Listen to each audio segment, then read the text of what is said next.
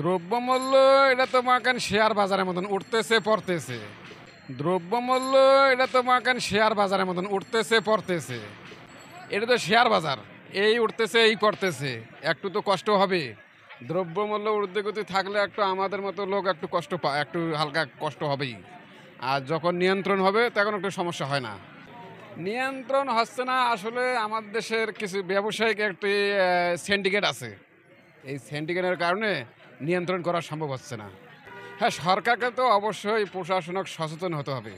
হ্যাঁ, তাহলে সব কিছুই সম্ভব। প্রশাসনকে আরও কঠিন সিদ্ধান্ত নিতে হবে।